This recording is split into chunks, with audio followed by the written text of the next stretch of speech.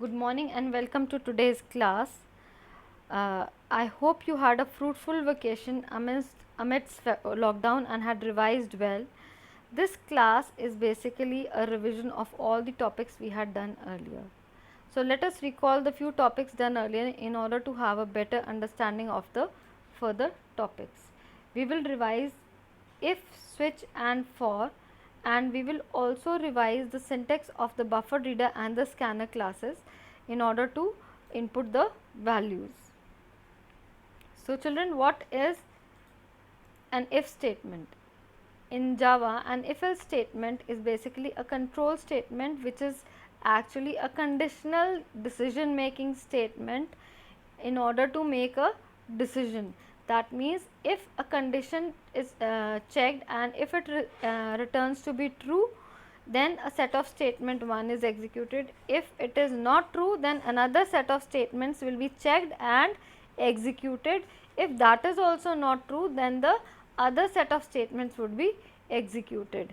We had already seen this in the previous sessions with examples wherein I had explained it to you. If A is greater than B, then A would be printed, otherwise it will check for A is greater than C, and then if it is A is greater than C, then A is greater than B and A is greater than C, then A is greater, otherwise it will check for B greater than C. If B is greater than C, then B is greater, otherwise C is greater.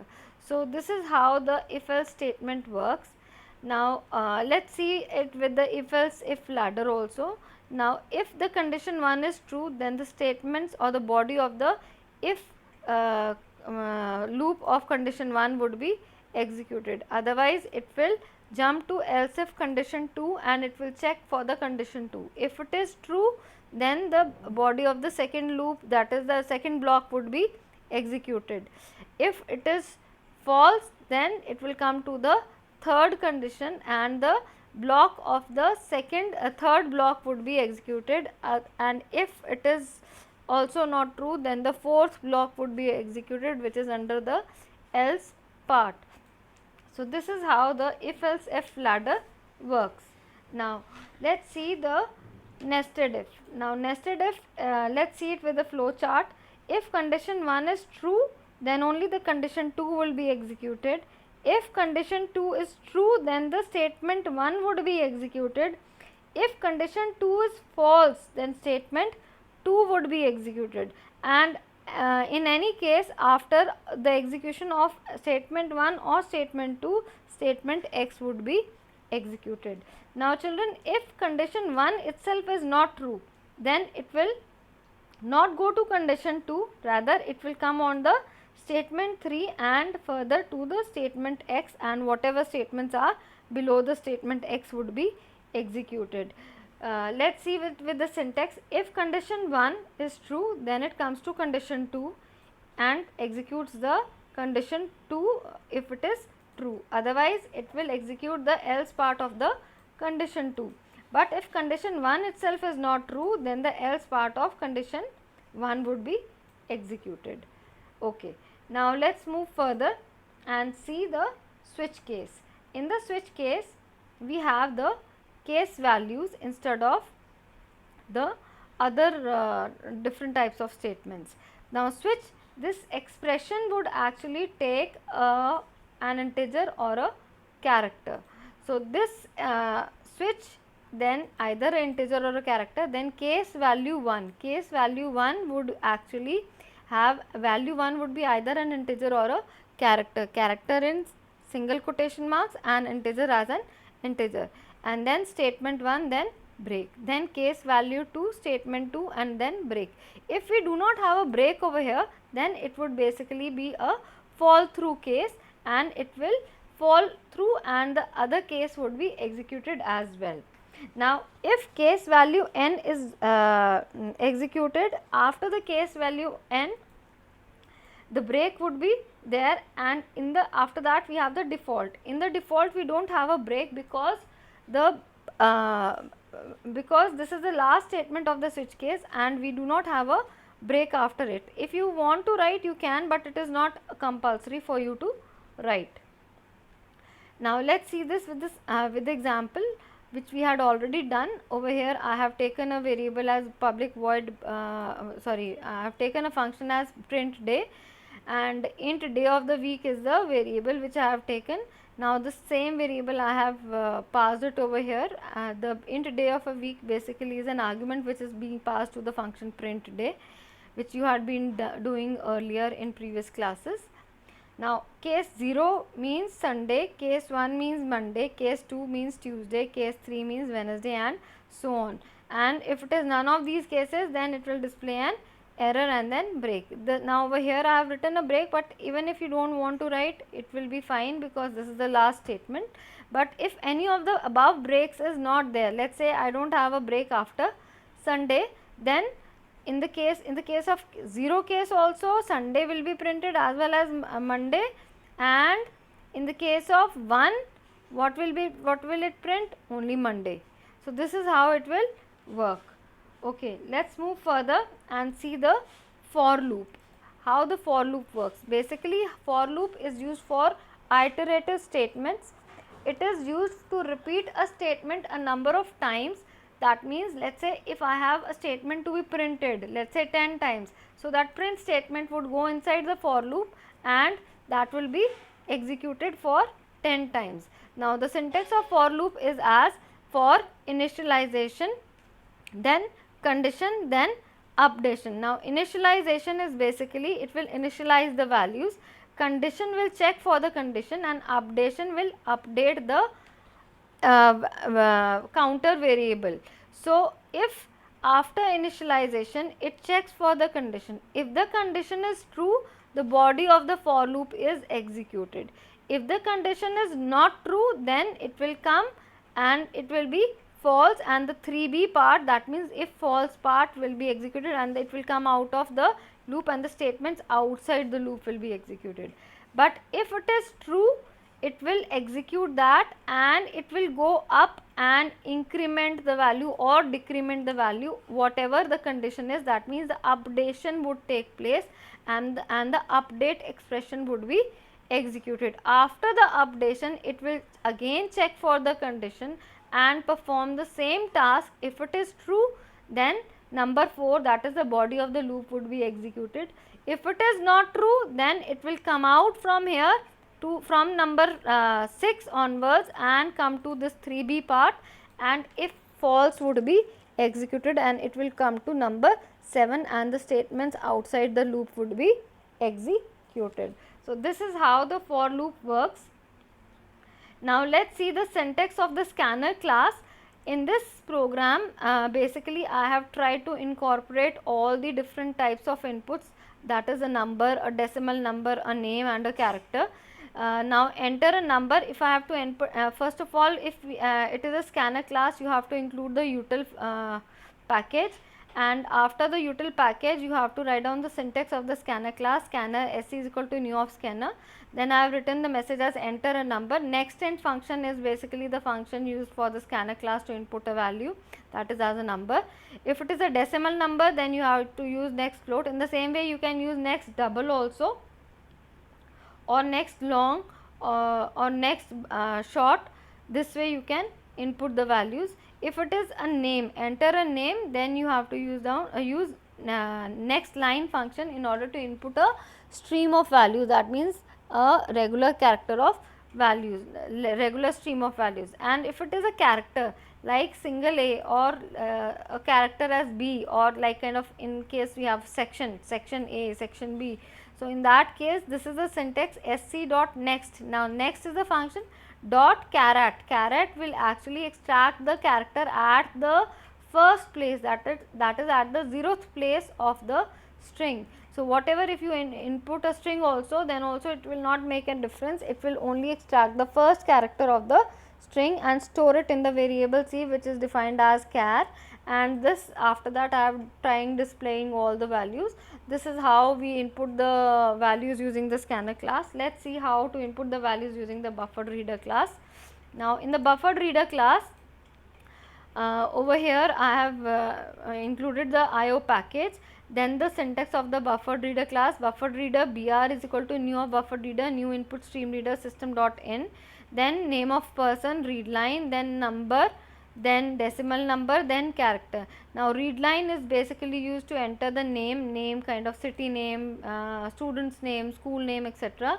Then you have a number as a whole number, this is an integer, so you have to take the integer dot parseInt function and it actually accepts a string as an argument. So br dot readline, we are putting it in this, and this will actually accept the number as a string, and it will convert it using the parseInt function and then store it in the variable n. In the same way, if you have to input a decimal number, you have to use the float dot parseFloat function, and for the character you have to use c is equal to char. I am typecasting this char over here. You will learn typecasting later on in the upcoming sessions. Char dot br dot read. Now read function will actually read the character, read a stream of characters, and then I am going to typecast it and store it in the variable c. This is how it will accept a single character from the user. Like this is basically, I told you, if you remember, that how to input a character when we had used the switch case, because switch case expression, if you remember in the previous slides also I had shown it to you, that it takes an expression. Now this expression is basically either an integer or a character.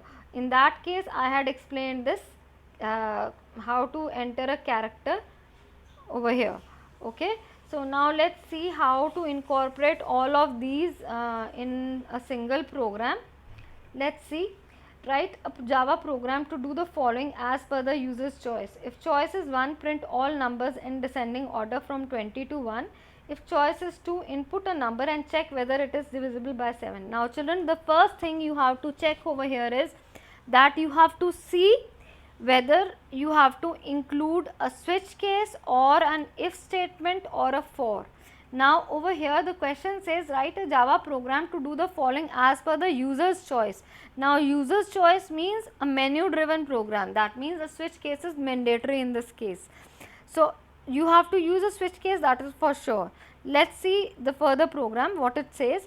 If choice is 1, print all numbers in descending order from 20 to 1. Now from 20 to 1, and descending order means you have to print something 20 times. So in order to print something repeatedly, you have to use what? For loop. So in this case for loop would be used, and that too in a descending order, that means an inverse loop would be executed in this case. If choice is 2, input a number and check whether it is divisible by 7.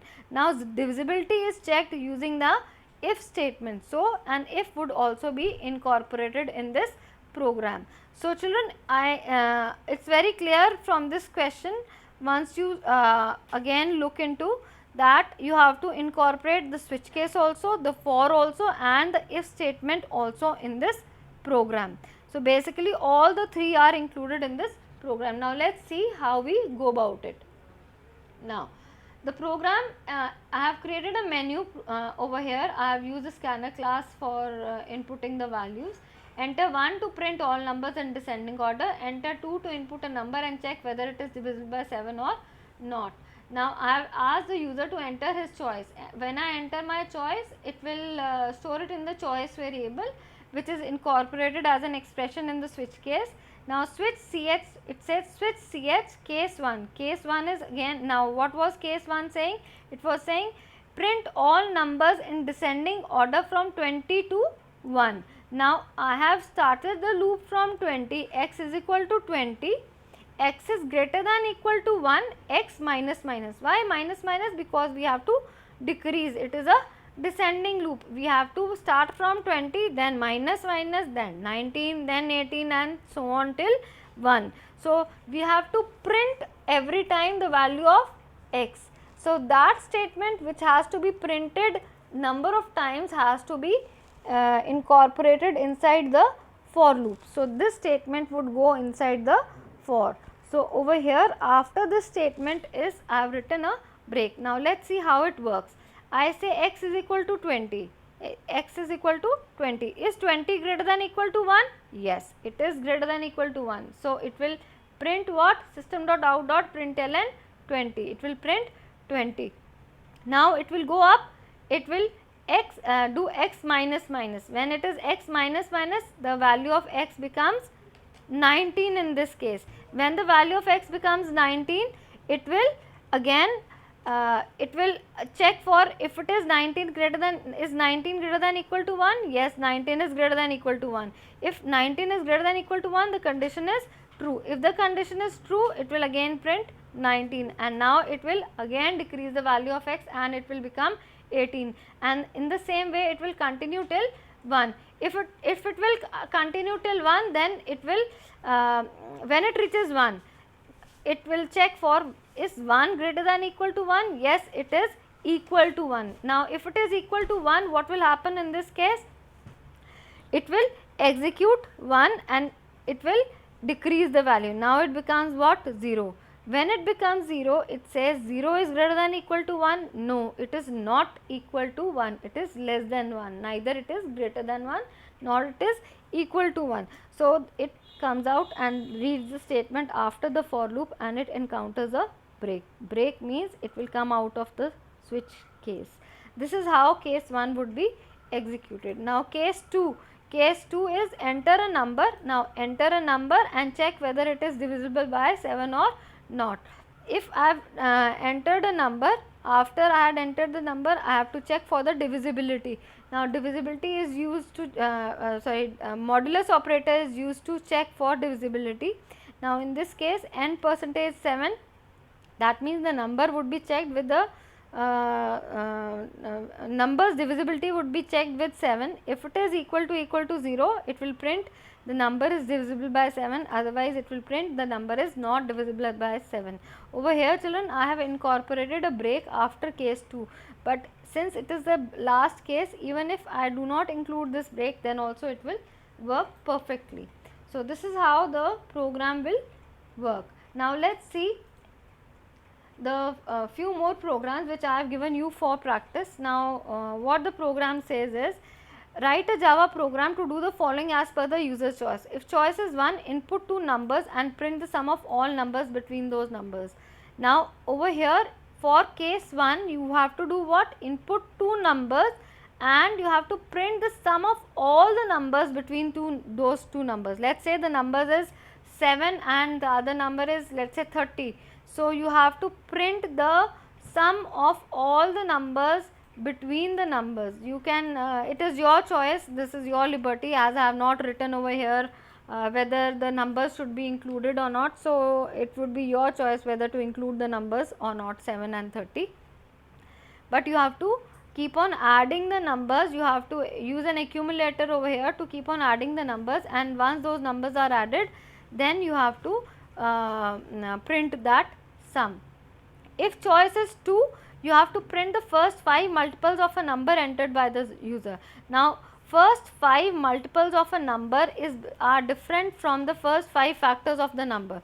Now first 5 multiples means, let us say if the number is 5, then its first 5 multiples are 5, 10, 15, 20, 25. If the number is 7, its first 5 multiple is 7, 14, 21, 28 and 35. So this is what are the multiples of a number, and these are not the factors of a number. So please do not get confused from with factors over here. Write a Java program to do the following to create a menu for the following. Now if choice is 1, input 2 numbers. Now over here, if choice is 1, you have to input 2 numbers and check whether it is a factor of another number or not. Now suppose I have entered the number as 12 and the other number I have entered as 3. Now is 3 a factor of 12 or not? You have to check for that. That means when is a number a factor of another number? When it is divisible by the other number. So if it is a factor of another number, then it is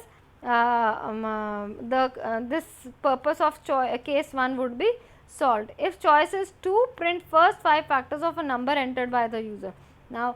Now over here I have written, if choice is to print first 5 factors of a number entered by the user. That means in this you have to use your brain and you have to use a break in between somewhere, because you have to input only first 5 factors, or you have to like first of all you have to keep on printing the factors of a number, and let's say the first 5 factors, let's say the number is 12. So the first 5 factors of the number 12 are 1, 2, 3, 4 and 6. 12 should not be included. Let's say if the number is 36. So 1, 2, 3, 6 and I think 4 is also a factor. 1, 2, 3, 4 and 6 should be included, not 9 and other than 6, all other factors should be not included. That means the factors below 6 should be included. So you have to see how to do this program. I am giving you a hint over here. You can incorporate a break over here. Once the factors are done, then you have to break and you have to come out of the loop. So this is what is all for today. So once you are done with this, we will continue with the next session, and in the next session we will continue with the for loop, that is the nested for. Thank you, and if you like my video, kindly subscribe and click on the like button, and if you have any doubts you can post in the comment section and I will definitely respond to your doubts. Thank you for today.